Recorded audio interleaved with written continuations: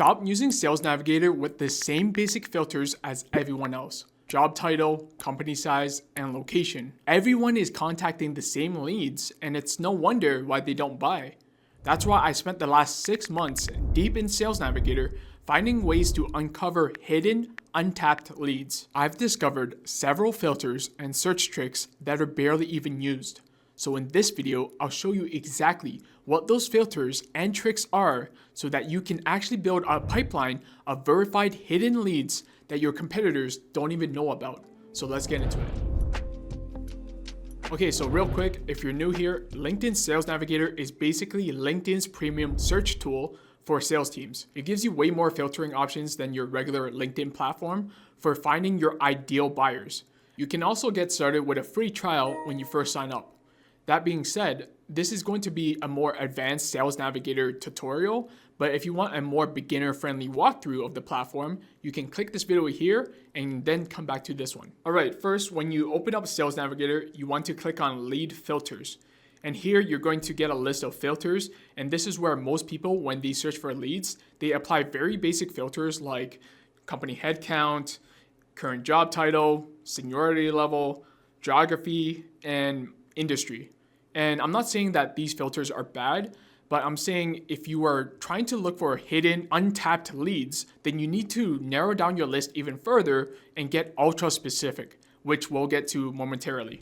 So for the purpose of this walkthrough, let's say I sell a software to help startup marketing agencies streamline their advertising campaigns. And obviously, when I'm going through these filters, don't just copy what I do. You have to tailor this to your ideal customer profile and whatever product you sell. So let's start with the foundational filters I mentioned earlier. So company headcount, let's say 1 to 10, 11 to 50, and 51 to 200. And I find this is the sweet spot for companies that are big enough to have budgets, but also small enough to make quick decisions. And there's not too many steps involved in the decision-making process. All these other company filters aren't that relevant in my case, but you can also fill them out if you'd like. Function, we're going to type in marketing, include that. For current job titles, for smaller companies like under 20 employees, these could be CEOs, founders, and owners. But the bigger the company gets, there will be different job titles for each department's responsibilities. So for example, once you get to 50 plus employees, that decision-making power might belong to a CMO or VP of marketing. So let's add all these job titles, but this time let's type them in quotation marks like this. So CMO, VP of marketing, head of marketing, and marketing director. And what this does is that LinkedIn will only display those exact job titles in those quotation marks. If you don't have any quotation marks, so let's say you remove all this and then you filter for just VP of marketing, you might get assistant VP of marketing. So that's exactly what you don't want. So another thing you can do is you can type in that job title, but this time you can either click exclude or just click on that cancel icon. So I'm going to exclude assistant, sales, and manager. Next, you can also add in seniority level if you're unsure what the current job titles are. So these are usually high-level executives such as owner or partners, CXOs, vice presidents, and director. And again, you could also choose to exclude those other irrelevant levels. And here's a filter that is super underrated that most people overlook, and that is years in current company. So if you set this to under 1 year, these are people that are relatively new to their role. And I find that this is a sweet spot because they've likely seen and experienced some problems, and they're more receptive to new ideas and solutions. Whereas people who've been in the company for way longer, they are more resistant to change. So using this filter and setting it to less than 1 year, you're going to filter for those key decision makers. And moving into personal filters, you can also specify a country or city where your ideal buyers would be in. Then next, we have industry. So if you have any specific industries that you want to target, you can put that here. But keep in mind that sometimes if you have overlapping industries, for example, fintech, some people might list their industry as either financial services or information technology, since there's no direct fintech industry. But in our case, if you have two industries that are often similar to each other, like marketing and advertising, you can include both here. So that's what we'll do. All right, so now that you've applied your foundational filters, head over to the keyword search bar, and I'm going to teach you some advanced search tactics to refine your research and find those hidden leads. So let's say you only want to find agencies that work with B2B. So you're going to type in B2B in quotation marks. And this will only show you leads that have B2B listed somewhere on their profile. And let's say I want to work with enterprise accounts as well. So you can type in the word and then put enterprise in quotation marks. And look at how much smaller and targeted our list got. And you can also use the word or if you want to find either one keyword or another. So let's say you want to find enterprises or small to medium-sized businesses, also known as SMBs. So you can type in enterprise or SMBs. And again, you're only going to see leads that have those keywords somewhere listed on the profiles. And lastly, you can use the word not to exclude any keywords that you do not want. For example, let's say you don't want to work with any agencies that specialize in public relations. So you're going to add not public relations. So now it's going to exclude all the leads that have public relations listed on the profile. So now that you have a targeted lead list, you want to find active leads. So go back into your filters and under recent updates, you can either filter for people who have either changed jobs in the past 90 days or posted on LinkedIn in the past 30 days. This shows that they're active on the platform and they're more likely to connect with you and see your message.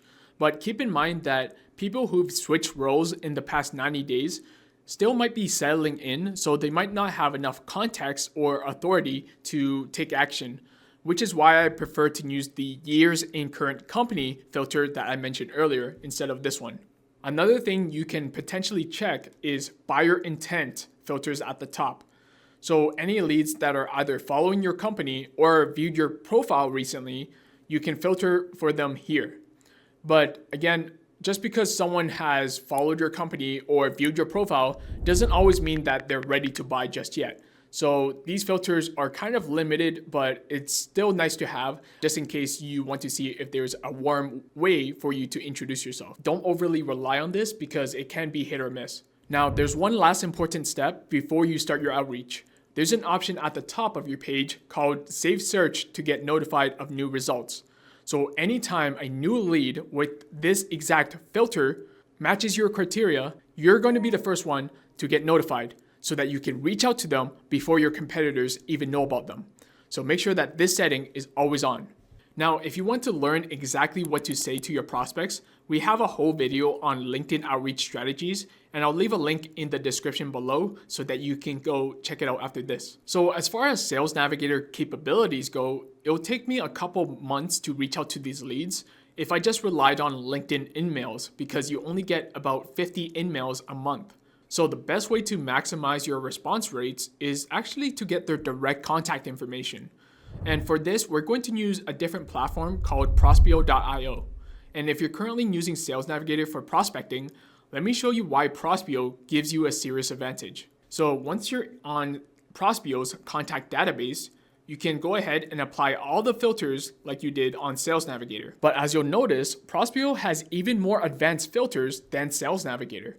And I'm talking about funding raised, so you can find companies that recently raised capital and can afford your solution. There's technologies used, so if you want to find companies and what types of software they're currently using, and even stronger buying intent signals so that you can find prospects that are actively researching your solution. And let me show you why this is so powerful. So if you click on buying intent signals, you can type in some keywords related to your offer. So for instance, video content, let's mark that off. Let's type in social media marketing, Tick those off. Let's type in campaign. So we have marketing campaign, advertising campaign. You click save. Then now you're only going to see a list of companies and decision makers already researching those topics. But the real game changer is Prospeo also has a filter to find your prospects' contact details. So if you want to add calling or emailing to your outreach strategy, Prospeo provides you with their verified work emails and mobile numbers in real time so that you can reach out on multiple channels and increase your chances of getting a response. And one of my favorite approaches is I would send a LinkedIn connection request, and then a few days later, I will follow up in an email saying, hey, name, I just sent you a connection request on LinkedIn earlier this week because I noticed you XYZ, and then I would go into the rest of my email framework. This also ties in that relevance factor, and it doesn't feel like you're just emailing them out of the blue. All right, so once you have applied all your filters in Prospeo and you built your lead list, you can actually push all your leads directly to your CRM or export them to a CSV file. And this is something you couldn't really do with Sales Navigator, unfortunately. And trust me, this is a total game changer in helping me going from only booking 3 meetings a week with Sales Navigator to over 15 meetings a week using Prospeo. If you want to check it out, just head over to prospeo.io and you can start building your verified lead list in just a few minutes.